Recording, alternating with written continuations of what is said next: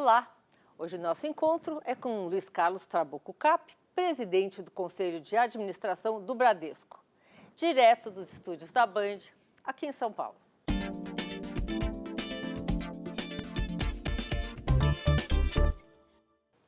Ele começou muito jovem como escriturário, assumiu cargos de gestão, assumiu a presidência da instituição e agora, após 50 anos, ele assumiu o Conselho de Administração de uma das mais valiosas marcas do Brasil.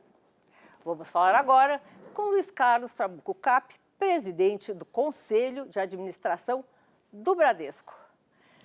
Boa noite. Boa noite, Trabuco. Sônia. Muito bem-vindo ao nosso programa. Muito Gente, bom. esse é um presente de Natal, ele está me prometendo isso há 4 anos. Finalmente consegui arrastar ele para cá, para ele ver um pouquinho desse tempo dele, para nos ensinar algumas coisas, né? Trabuco, vou começar com uma coisa muito simples. O Bradesco tem a tradição de ter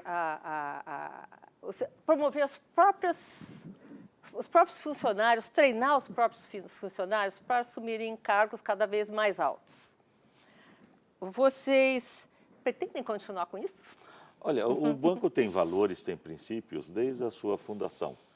E um dos valores que nos é muito caro, nos é muito importante, é ser um banco de carreira, em que as pessoas podem ir subindo, crescendo, sendo desafiadas e, ao mesmo tempo, quase que subindo na vida, já que essas pessoas têm toda uma carreira bancária a ser conquistada. É lógico que todas as incorporações de bancos que fizemos, essas pessoas também são incorporadas como lá estivessem desde o tempo que elas iniciaram nos outros bancos. Os desafios da modernidade, da atualidade, é você contratar especialistas. E isso nós estamos extremamente abertos para contratar pessoas do mercado. Mas o valor da carreira é um valor importante na organização. Talvez isto seja o nosso DNA. Você falando sobre isso, me veio à cabeça o seguinte: o Bradesco é um banco de oportunidades, né? Você começa, enfim, como você começou, e você consegue chegar à presidência do conselho. No Brasil, faltam oportunidades para os brasileiros, em geral? Olha, eu acho que o Brasil é um país de oportunidade e ele cada vez mais será pelo potencial que o país tem. Agora, esse desafio da oportunidade, as pessoas têm de ser desafiadas, principalmente pela educação, pela formação técnica, pela capacitação. Por isso que não só somos um banco de carreira, mas somos um banco de formação de uma escola de bancários. Como dizia o fundador, o lendário Amador Aguiar, dizia que o Bradesco é um banco de bancários. Talvez o Bradesco tenha sido um dos primeiros bancos a formar instituições de educação, né? O Bradesco, nessa área de educação, hoje abrange quantas pessoas, tem quantas escolas, como é que funciona isso? Olha, esse projeto educacional, ele começou no final dos anos 50, Exatamente. Quando a Fundação Bradesco foi instituída em 1956. Naquele momento, a visão de Amador Aguiar era acreditar que a educação é o motor de desenvolvimento e de crescimento das pessoas. Não existe desenvolvimento sem pessoas melhor capacitadas, melhor formadas. E aí surgiu a primeira escola. Só que o projeto... Aonde foi a primeira escola? A primeira escola foi em Osasco, na Cidade de Deus. A segunda escola já foi no sul do Pará, em Conceição do Araguaia. A terceira escola foi ao lado da Ilha do Bananal, em Canoanã. Essa obra lá foi crescendo, hoje liderada por Denise Aguiar. Nós temos 44 escolas e são mais de 100 mil alunos que têm uma educação integral, uma educação gratuita, em que eles possam se capacitar. Então, essa é a crença que, ao lado da empresa, do lucro, existe uma função social do lucro e da rentabilidade. E isso foi escolhido como um eixo de sustentabilidade. Então, agora o nosso telespectador, ele deve estar se perguntando o seguinte: engraçado, Nós pagamos impostos altos, não são impostos baixos.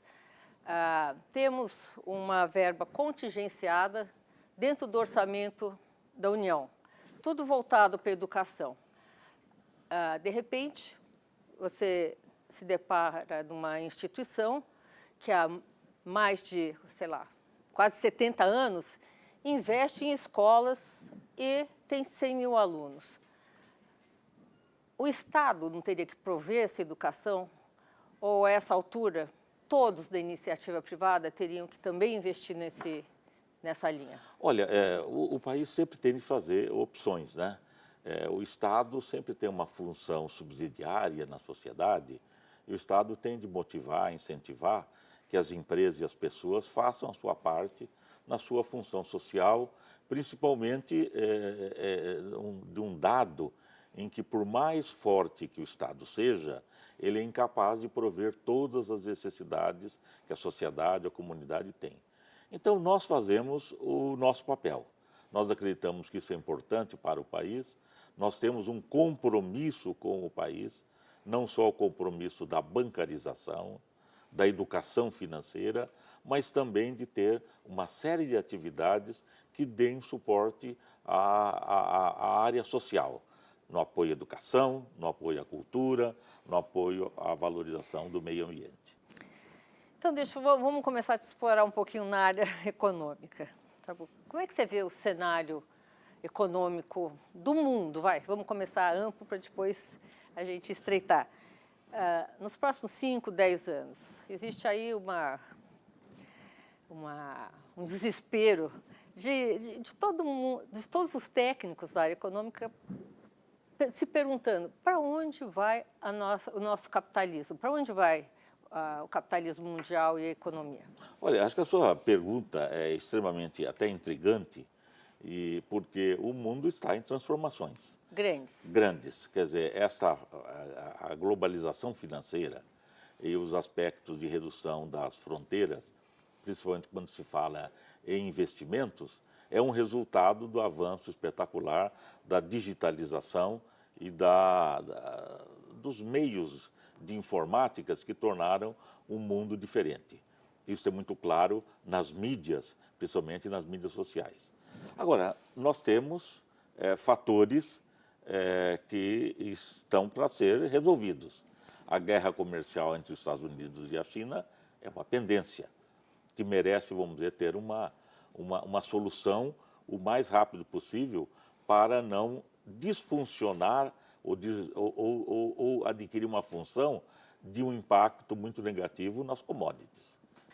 Trabuco, desculpa aqui interromper um pouquinho, mas essa situação China-Estados Unidos é uma situação nova, vamos dizer, sempre houve uma tensão, mas não desse tamanho, mas o fato é que a China, nos últimos séculos, tem dominado o mundo. Os Estados Unidos entrou, faz o quê, 100, 200 anos nessa história, e a China começa a crescer de volta. Você acha que esse histórico vai se repetir? Olha, na verdade, acho que é uma resistência da potência líder, no caso dos Estados Unidos, com relação à emergência de uma outra potência muito forte, poderosa. Que sempre foi, né? Que sempre foi, que tem aumentado o tamanho do PIB e a quantidade de produtos consumidos. É impressionante o volume. A China absorve 40% do minério de ferro do mundo, produz mais de 30% do aço, consome 50% da proteína suína do mundo. Tudo isso não passa despercebido. Por isso que esta guerra comercial, que eu acho que tem sinalizações, essa semana, começou sinalizações de chegarem no acordo. Acho que isso é positivo para o mundo voltar a crescer. No próximo bloco, continuamos com nossa conversa com Luiz Carlos Trabuco Cap. O Show Business volta já já.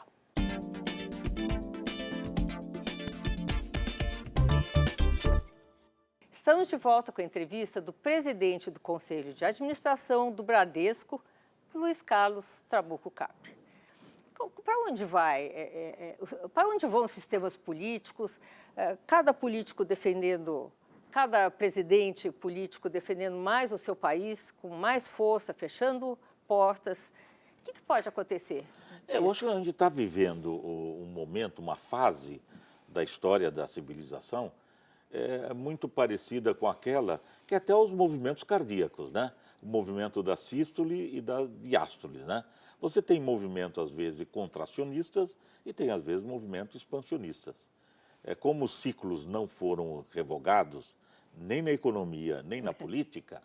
E nem no corpo humano, e nem no corpo infelizmente. humano, porque esses ciclos, vamos dizer, eles vão se sucedendo pela própria biologia humana, como você lembra, a gente está vivendo, a gente está mergulhado nesse momento em que houve uma crítica à globalização, e não uma crítica da globalização pelo sentido do mundo ficar mais globalizado, mas pelos resultados até sociais que a globalização não entregou numa quantidade desejada. Isso emergiu o nacionalismo, emergiu países que muitas vezes adotam o protecionismo. Exatamente. Então, o nacionalismo e o protecionismo, eles podem ser, vamos dizer, ter uma resultante de um mundo de menor oportunidade. Isolacionista? Isolacionista. Então, este é um momento em que a gente vê e vive. Agora, o que são posturas protecionistas? Posturas de países que podem ser protecionistas é o mesmo imaginar que eles se trancassem num quarto escuro. E quando, de repente, pode aparecer uma fera, um leão, um tigre, você simplesmente está fechado numa caixa. Por isso que as vantagens de um mundo que respeitou uma maior densidade do livre comércio, do liberalismo econômico, ele transforma um mundo de oportunidades para a redução da pobreza e do desenvolvimento. O livre comércio, acho que ele é fundamental para tornar um mundo... Menos desigual? Menos desigual. A desigualdade no mundo aumentou durante os anos, né? Entre a base da pirâmide e o topo, houve uma diferenciação grande e que não foi só no Brasil, foi no mundo inteiro. O que deu errado no sistema que não funcionou, que ele foi, enfim, feito justamente para aproximar as duas pontas da base? Olha, se nós analisarmos a China, quer dizer, que reduziu a pobreza, aumentou o seu nível de desenvolvimento. Isto foi possível pela inserção internacional da China no mundo. Foi um livre comércio, uma maior, vamos dizer, densidade de produção que acabou criando o desenvolvimento. É por isso que acordos comerciais, e o acordo do Mercosul com a Comunidade Europeia e outros acordos bilaterais, elas podem reduzir os índices de subdesenvolvimento no mundo. Por quê? Os países são diferentes e muitas vezes eles são complementares no seu ciclo de produção. Trabuco, essa apaziguação entre Brasil e Estados Unidos, enfim, ali algumas pessoas veem como só um jogo de forças e que as coisas vão se assentar, né? O Brasil, inserido nesse mundo, né? Que papel terá? Olha, o Brasil é um país produtivo. O Brasil consegue produzir, muitas vezes ele não é tão competitivo pelas dificuldades de logística ou da carga tributária ou do chamado custo Brasil. Então, mesmo num período em que houve uma dificuldade do crescimento do PIB industrial, isso foi suprido pelo crescimento do PIB do agronegócio, onde nós temos uma perspectiva de produzir este ano e no próximo mais de 200 milhões de toneladas de grão, tornando o maior produtor de soja do mundo. Esta oferta de proteína vegetal ou animal nos dá uma vantagem competitiva muito grande. Bastante, né? Os Estados Unidos, que são os maiores produtores, eles têm os seus problemas, os problemas da água, as fronteiras agrícolas elas já não dá para serem expandidas pelo próprio problema da água, né? Em estados americanos, a água vem do degelo das montanhas rochosas e aquilo que cria, vamos dizer, os aquíferos. E isso cada vez está mais preservado. E tem um fato curioso, Sônia, que eu discuti essa semana, também tem o problema da sucessão nos Estados Unidos, porque são propriedades médias, pequenas, e muitas vezes os proprietários que tocam, que estão à frente das propriedades, já estão chegando pela demografia no envelhecimento. E os filhos foram na cidade fazer outras coisas. Então, nós acho que temos esse fenômeno também que dá ao Brasil uma oportunidade excepcional de na poder economia. suprir.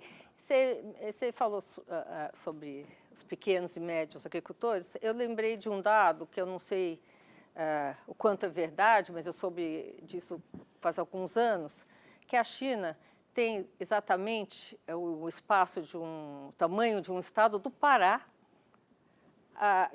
onde podem ser plantados produtos agrícolas. É muito pequeno um espaço muito pequeno perto do tamanho da China. O resto são desertos, são áreas que você não pode plantar. Então, quem plantar, quem puder contribuir para a redução da fome na China, acho que vai acabar saindo na frente no mundo, né? É por isso que a China tem áreas, mas não tem água. E os recursos hídricos são fundamentais. Não vamos nos equivocar, para ter 1 quilo de carne, provavelmente tem de ter toneladas de águas que deu aquela tonelada de grão ou de proteína animal. Então, a água é um valor que no Brasil tem e é muito importante, é importantíssimo para o desenvolvimento do agronegócio, né? Exatamente.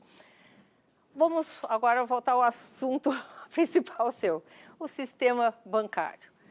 Nos últimos anos, as taxas de juros vêm caindo, não só no Brasil como no mundo. Hoje em dia, pelo que eu sei, 30% dos papéis no mundo inteiro estão pagando juros negativos. Quer dizer, você põe $100 numa conta, dali um ano você tira 95, né? Justamente por falta de onde investir o dinheiro. Como é que você vê esse processo? Olha, após a crise de 2008, para que os governos nacionais pudessem tirar suas economias da crise, houve o afrouxamento monetário. E isso fez com que, hoje, como você disse, grande parte da poupança financeira mundial ela tem juros negativos. Isso é o que torna uma grande oportunidade para o Brasil. Uma dor de cabeça para os rentistas. Exatamente. E isso é uma oportunidade porque o dinheiro ele precisa reproduzir. O dinheiro só reproduz investindo. Se a taxa de juro financeira ela é baixa, os agentes econômicos vão procurar em atividades produtivas algo que compense aquela queda de rentabilidade. E o Brasil, neste momento, se a gente pega a fotografia de 2019 e pela tendência vai continuar nos próximos anos, nós chegamos a uma taxa de juro a menor da história e essa taxa de juro, essa política monetária, ela vai ajudar muito o crescimento econômico. Nós não podemos subestimar a força de uma política monetária como adotada pelo Banco Central Brasileiro na reativação do crescimento, no crescimento do crédito e principalmente na redução do ônus da dívida interna. São duas coisas que andam juntas, né? Trabuco, você como presidente do Conselho do Bradesco, que oportunidades vocês enxergam como investimento da economia real? Porque é isso que vai ter que ser feito, né? Na realidade, vocês vão ter que optar por investimentos que produzam resultado, né? Olha, nós somos um banco que nós temos um compromisso com o Brasil. Nós tivemos um compromisso muito grande em estar presente em todos os municípios brasileiros. fomos o primeiro banco a ter uma agência no Oiapoque ou no Chuí, ou abrir 600 agências, onde fomos o primeiro banco a chegar em cidades na Transamazônica, no Centro-Oeste, em regiões do agronegócio. Então, estar perto das oportunidades é a nossa vocação. Que já está feita. Já está feita. Esse trabalho de casa já está Isso. feito. Então, o que me entusiasma muito não é, ver o que o Brasil é hoje, mas é olhar o Brasil que poderia ser, que poderá ser. Então, essas oportunidades, comparado com vários outros países, nós temos uma vantagem comparativa excepcional. Nós temos falhas e desafios na infraestrutura. Tá. O ministro Tarcísio tem um diagnóstico muito claro naquilo que deva ser feito. Eu poderia olhar isso, o déficit de infraestrutura, como algo negativo, mas se eu olhar no lado positivo, é a maior possibilidade de ter um portfólio de avanços estruturais excepcional. E o mundo precisa de bons projetos. Trabuco, vou te interromper só um pouquinho. No próximo bloco tem mais conversa com o presidente do Conselho de Administração do Bradesco, Luiz Carlos Trabuco Capri.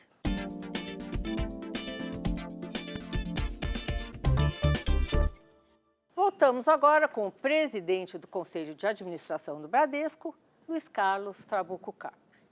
Luiz Carlos, esse ano, infelizmente, enfim, por circunstâncias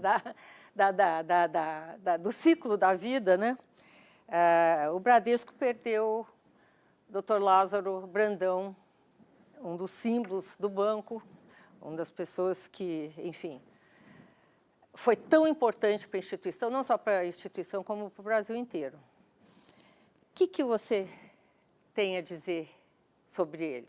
Eu sei que você foi pupilo dele e cresceu na gestão dele.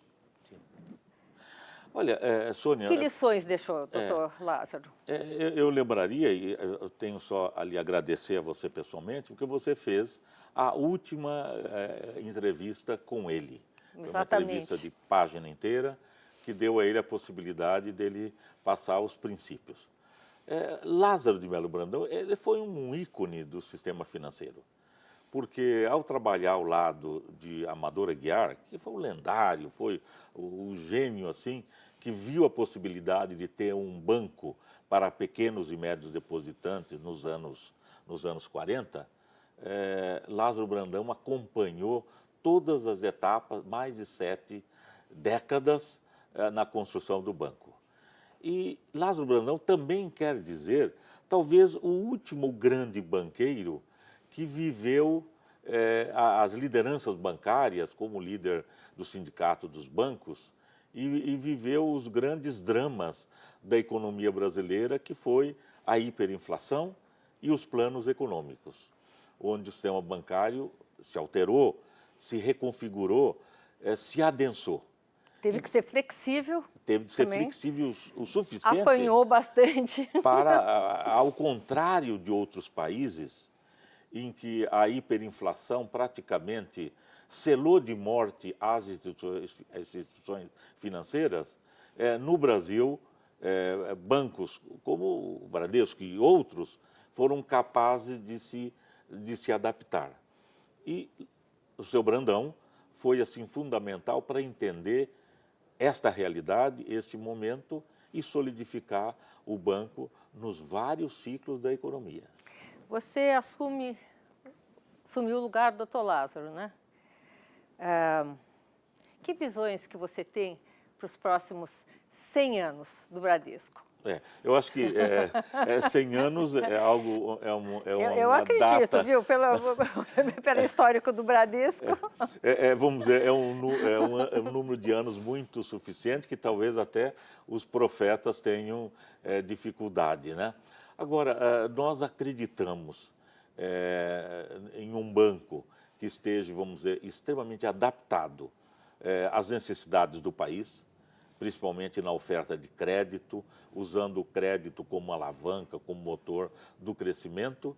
E o nosso desafio é preparar o banco para momento disruptivo que é a digitalização Exatamente, da eu ia sociedade. entrar. Isso é Começou. algo que, vamos dizer, está presente. Nós queremos ser um banco tradicionalmente digital. Quer dizer, um banco que tenha, vamos dizer... Explica como é que funciona isso. Explica. O tradicionalmente Tradicionalmente, digital seria um banco que oferece a sua marca, a sua credibilidade, o seu conceito.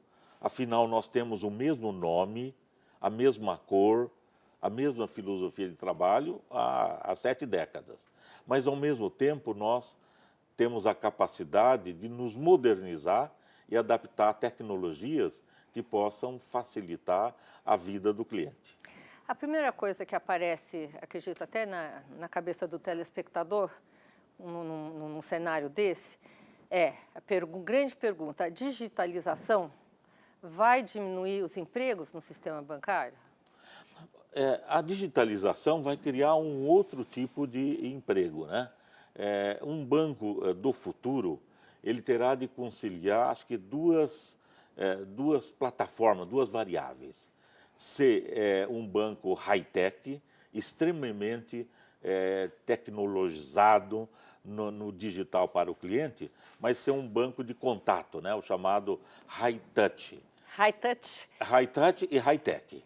Tá. É da conciliação dessas 2 variáveis que você vai conseguir a preferência do cliente.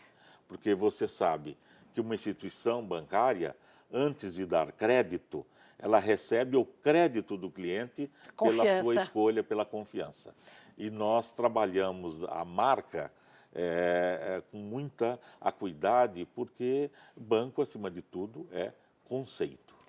Vocês têm, nos últimos tempos, contratado mais gerentes, por exemplo, para ter mais contato com as pessoas?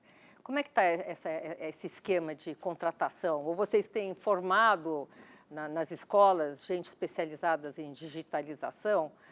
Como é que vocês estão se armando para esse futuro? Nós temos uma universidade corporativa, que chama-se Unibrade, e essa universidade corporativa ela tem várias escolas. Uma das escolas é a formação de gerentes. Pelo fato de nós privilegiarmos a carreira, existe a possibilidade de formar esses gerentes. E, semanalmente, muitas vezes, 2 vezes por mês, nós temos cursos de formação de gerentes de primeira gestão, que é algo assim, muito solene, é importante um bancário que chega a ser gerente de primeira gestão. É uma realização, né? Quais as qualidades que tem que ter um gerente? Um gerente, ele tem de ter postura, comportamento alinhados aos princípios éticos, aos princípios do compliance. Ele tem de ser, acima de tudo, um agente de compliance, que ele respeite, vamos dizer, a clientela, que ele saiba traduzir e seja extremamente, vamos dizer, zeloso com a formação dos recursos humanos.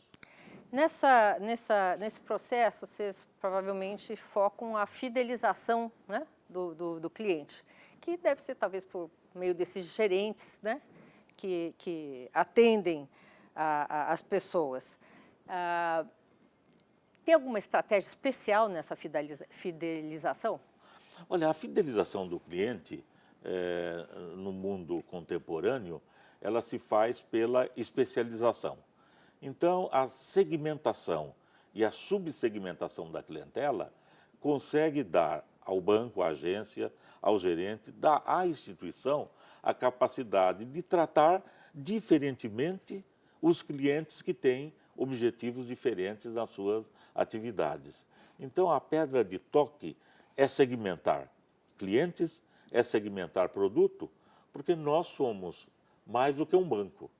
Nós somos o maior grupo segurador da América Latina, nós somos uma empresa de cartões de crédito, somos uma empresa de leasing, uma empresa de consórcio. Então, as várias atividades que dão ao banco uma capacidade de competição. e de poder oferecer um pacote completo para o cliente, Sim, né? exatamente.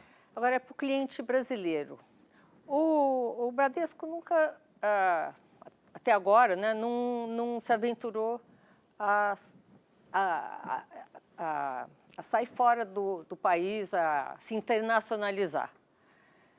Por quê? Olha, nós temos estruturas especializadas, né, em Londres, em Luxemburgo, temos em Buenos Aires, temos em Mas em são Nova bancos de York, Miami. investimentos? Não. Mas como banco de investimento. Tá. Nós olhamos a internacionalização da ótica do banco de investimento, da área de asset management, a área de private e a área do trade finance, das linhas comerciais. Mas no varejo? No varejo, não.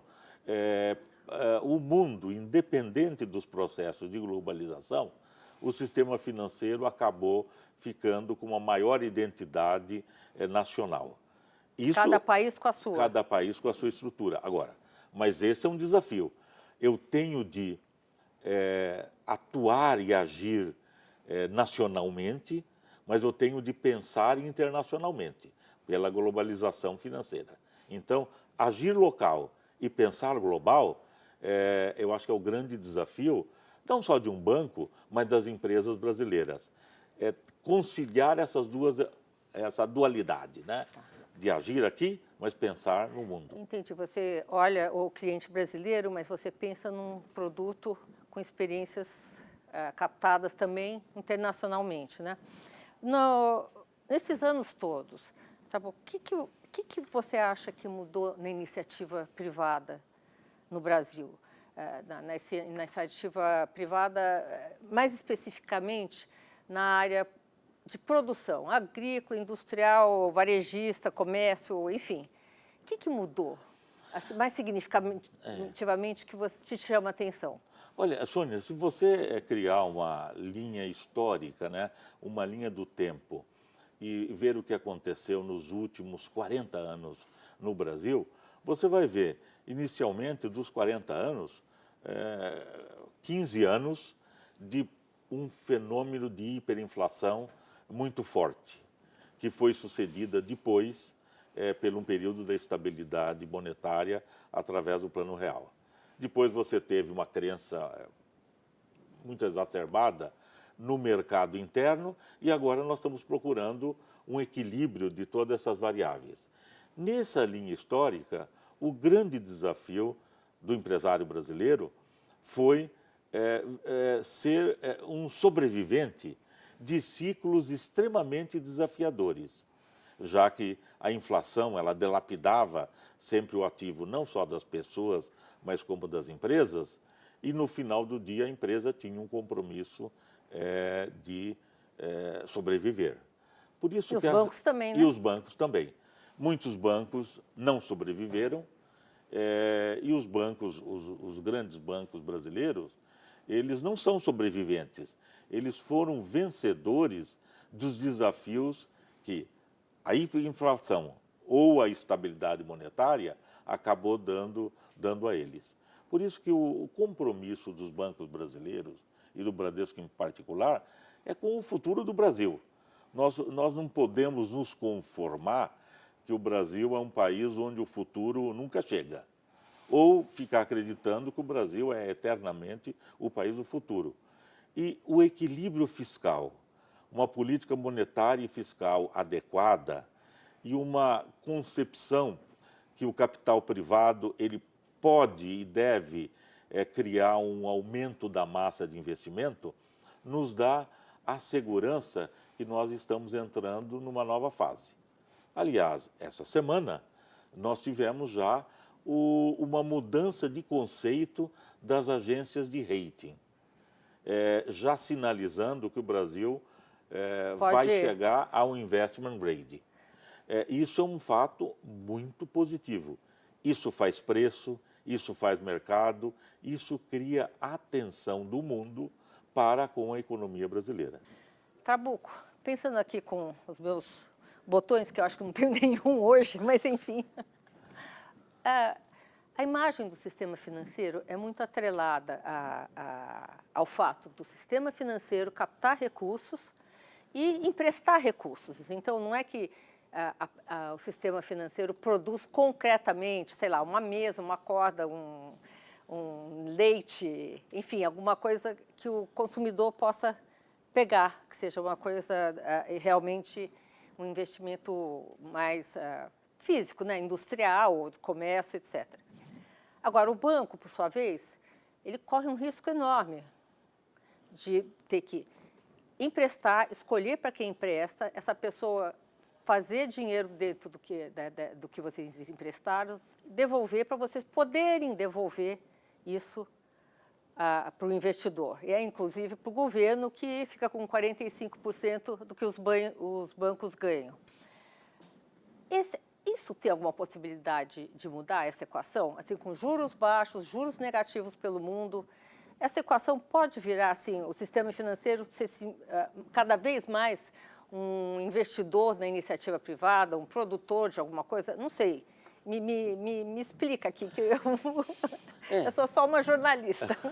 Mas as funções clássicas dos bancos é serem intermediários financeiros.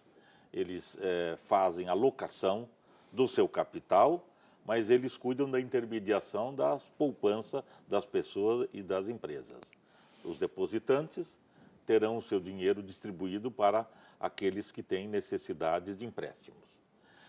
E quando o banco oferece o crédito, ele sempre tem duas dimensões. Ou a pessoa toma um crédito porque ela quer pagar uma dívida, ou porque ela quer financiar um sonho. Um sonho da casa própria, de troca do carro, ou do investimento produtivo numa outra empresa. Por isso que os bancos, eles são gestores dos riscos que a sociedade acaba tendo voltada para o crescimento. Então, o papel social dos bancos, ele é fundamental. Eu até costumo dizer que a melhor forma de perceber a importância dos bancos é imaginar se eles não existissem.